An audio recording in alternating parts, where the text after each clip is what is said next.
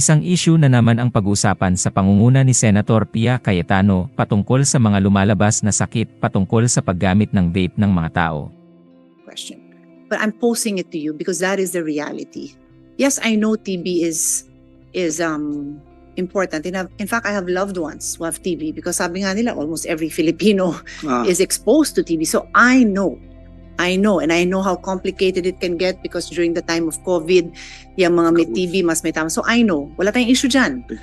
Dahil di umano sa pagbebenta ng mga vape sa lansangan, madaming mga nahihikayat bumili at gumamit nito.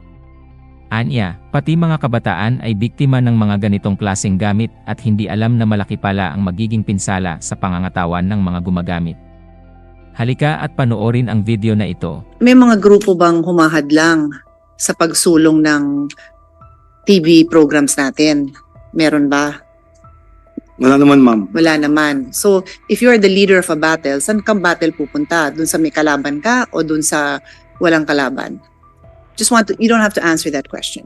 But I'm posing it to you because that is the reality. Yes, I know TB is important. In fact, I have loved ones who have TB because sabi nga nila almost every Filipino is exposed to TB. So I know, and I know how complicated it can get because during the time of COVID, yung mga may TB mas may tama. So I know, wala tayong issue dyan. Ang tanong ko lang is, may humahad lang ba? I'm happy for you. I congratulate you for the recognition. I'm happy when anyone in our country gets recognition because Filipinos are known to be hardworking and we're intelligent and we deserve the recognition. Pero saan kang laban kailangan, Secretary? Yun ang tanong. Okay? So I'll leave it at that. Let's proceed because I need you to decide what your priorities are because if you tell me that you've requested to be part, and I do know your history as an anti-tobacco advocate, then I want to see if next year, paano kung may kasabay?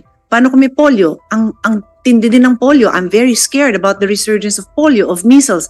Paano kung doon ka pinatawag?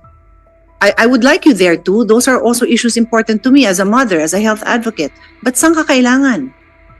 That's so correct. Anyway, I give you back the floor. Please proceed. Thank you, Madam Chair, for that clarification. And I continue because when I came back, even after, although I attended the TB meeting, when I came back and I heard after the events in Panama, I immediately held a meeting with the chief of the PNP. And the purpose of the meeting was really to implement the vape law in which they lowered the age limit to 18. So I held a meeting with PNP and said, what is the PNP doing? And they promised, at that time it was still PNP Chief Acorda. So I had the high-level meeting with him, with all his generals, to actually discuss the implementation of execution, because I was seeing kids, as I drive around, I see kids in high school uniform with something hanging on their neck, and then they actually sift. So I said, these are not 18 years old. And our law specifically says, the vape products cannot be sold to 18 years old. So I was asking them to create a implementation of the law, and they gladly said they will actually. So my battles are there, ma'am. I still continue to make sure that what is made as a law and as a DOH secretary protect the health of our youth. So yun ang una kong ginawa. And then I also requested DFA, the next meeting, I would really like to see a health team that would attend the FCTC, because the FCTC is a health treaty, and the people that attend it are health experts and advocates of health. So I would like to see a Philippine delegation that actually are pro-health, which is our mandate. So, and I would love to head a team like that. And you can understand also my frustration because I'm going to be head of delegation of a 34-man team, and more than half are from the industry. So, but you also should have put on record your statements about it, Secretary, because as public officials, we will all be held accountable for our actions. So for your protection, each one of you, DTI, FDA, DOH, cover your tracks. I'm not scaring you, but it is a fact. If you don't cover your tracks and you become party to actions that endanger Filipinos, you could be. The law is very clear. You may be found negligent of your duty, and there are criminal repercussions. So that's me telling you that be careful, because the law is also very clear on what your mandates are. So anyway, Thank you very much, ma'am. Put it on record. If you have a problem with how things were organized, if you do not agree with that 30, you should say so.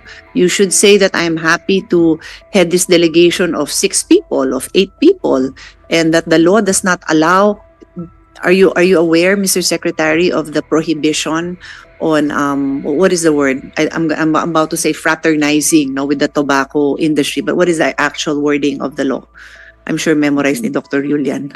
What is the word? About Interference. But what is the word? Tobacco industry. Can we read it? Can we read it? No, somebody just take the floor and just put on the mic kasi sabay para tayong chorus. Memorize nyo lahat. Dr. Maricar Limpin, Yes. ma'am. Unnecessary interactions with tobacco industry.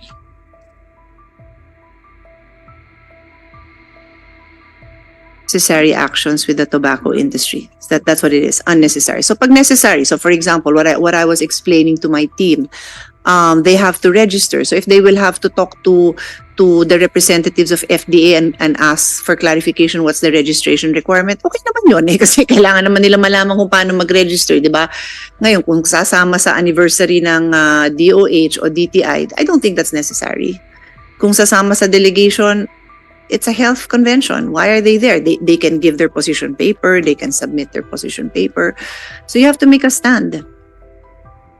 Thank you, Madam Chair. Yes, we actually did make a stand.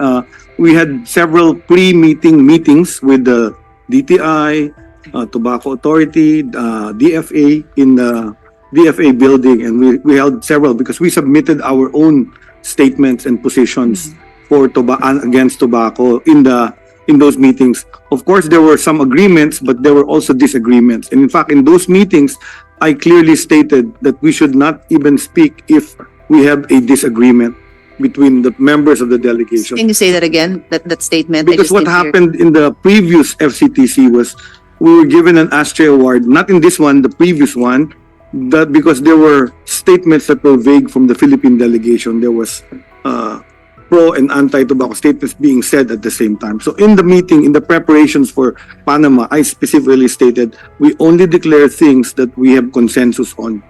And those wherein we are arguing, industry is arguing with health, we will not make any official statement. And I think our SDS was able to actually handle that very well. Even my Chief of Staff, Undersecretary Lilibet, knew our stand.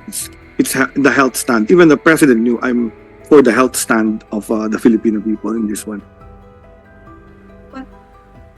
On that note, Mr. Secretary, what happened was, and yun nga, it was a battle you were not physically present in.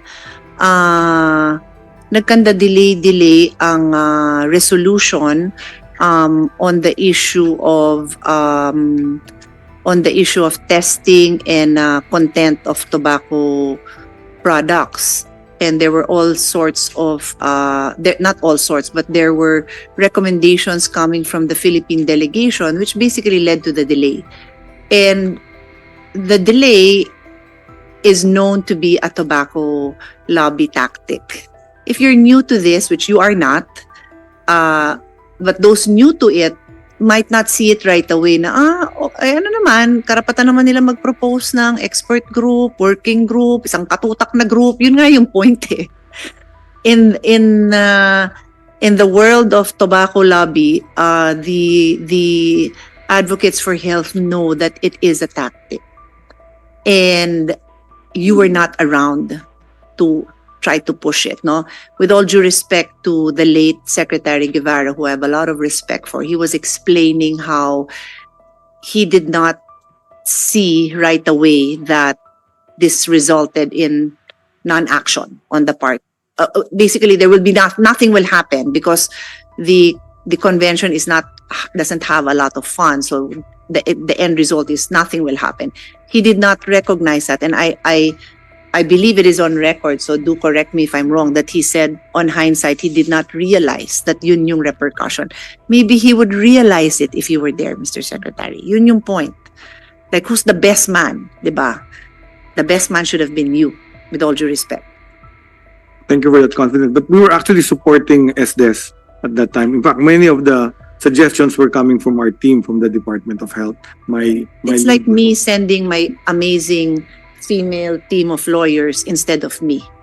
I'm sure they will be like, fight kami, PSC. They call me PSC. Fight kami. Yeah, I'm sure. But iba pa rin yung impact kung ako yun. Alam mo na yun. Alam mo na yun. It's the same reason why I'm having a second meeting, because I need to see you eye to eye, face to face, because I need to hear it from you. So there is a difference. Maybe for your confidence or trust, I was actually getting daily updates from the person beside me.